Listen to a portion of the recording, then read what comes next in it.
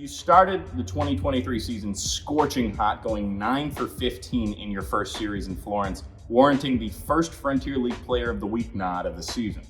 However, you're no stranger to these kind of awards.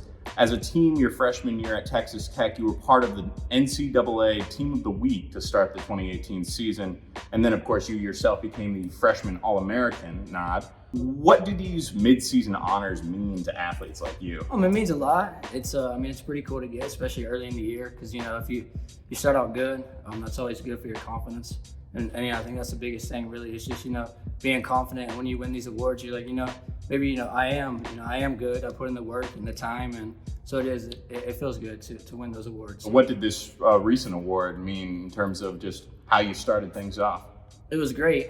Started the year good, like you said, 9 for 15 to start the season. So a couple of bags. It's good, like I said, to start good, build your confidence, and hopefully you can just carry it through on as the season goes. Speaking of your time at Texas Tech, you were part of that 2019 College World Series run, making it as far as the semifinals at the 8th seed.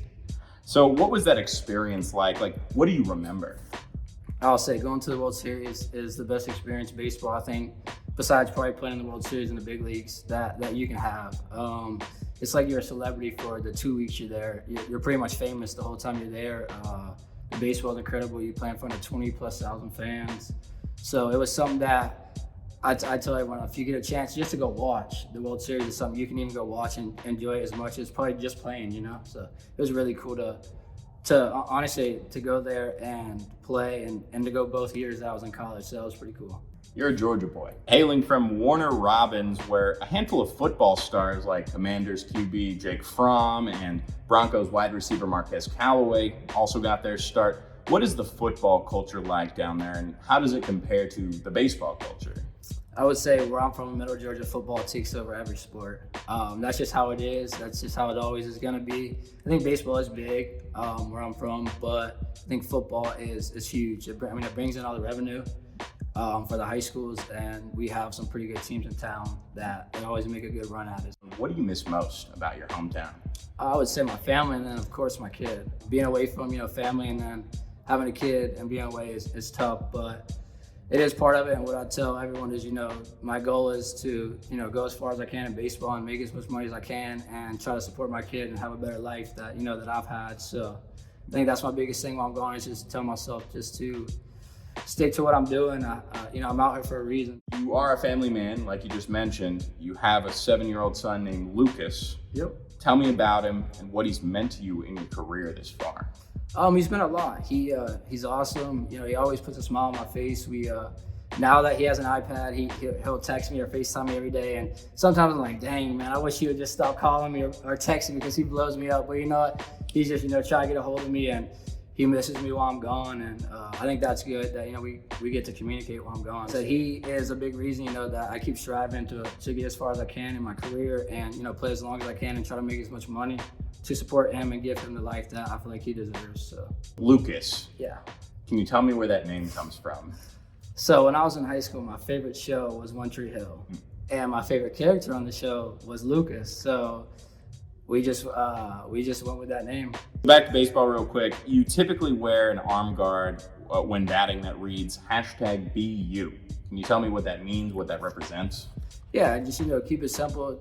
Be who you are. Don't try to be too much, because you are what you are. At the end of the day, you have the God gave you an ability to do what you do. Just if you stick to that plan and just be you and keep it simple, I feel like that's always worked out. Don't try to do too much, because that's when you get in trouble. Another thing, one of the first things that I learned about you was how you sign your autograph. Now, this is your autograph, right? Something like that, yeah. I actually pulled this right off of your Brewers baseball card. Now, how many of these did you have to sign? I think I ended up signing like 7,000 or 8,000, I think. So it was a lot. $1 card, so I wasn't complaining too much. But and how did your hand feel after signing this autograph? Not great. Not great? What made you kind of stick to that autograph? So my main thing was like the little thing that we're signing is so small. And honestly, I never learned cursive in school. So I was like, hey, I'm just going to print my name. It's legible. People can read it. And they're like, oh, people are going to steal your autograph. I'm like, hey, if they want to steal it, go for it. Speaking of your time with the Brewers organization, while you were there, was there maybe a player that you played with in the Brewers organization that you think people should watch out for? Yes, I would say there's probably a couple, but one that sticks out to me is my buddy Freddie Zamora. The first day I met him, I think it was at spring training. We started out in Carolina together, and we became real good friends. He was there in Biloxi with me a little bit last year, and then he got hurt and he had to leave, and he went to rehab, so that kind of sucked. But he is still a dude that I keep up with. I still talk to him, pretty frequently, and I try to keep up, with his career and what he's doing. So I think he's one dude that sticks out to me with the Brewers is probably Freddie's. And that connection that you have, obviously, as a middle infielder with your shortstop, what kind of connections have you made with, say, somebody like Abdiel Diaz? Yeah, hey, he kind of reminds me of Freddie, honestly. Great infielder, super cool dude, easy, to play with in the middle. We communicate well. He makes it fun, to be out there. You like to have a shortstop that you can have fun with, because baseball, you got to keep it fun because it can be stressful, but as soon as you stop having fun, I don't know. So you're on the field. It's a kid's game. Have fun with it. I tell myself, just go out there and have fun every night. You're not gonna go 5 for 5 every night. That's just not realistic. The game is hard, so just do what you can. And at the end of the day, once I leave the field, I just try to forget about it and move on to the next day. Is there any message that you have for Grizzlies Nation? Show up, show out, support us. I think that's the biggest thing, with us as players is, we like to walk out of the locker room and see the stands full. That means a lot to us. Be loud, cheer for us, and as I said, just show up, and that makes us, that really does mean a lot to us. So.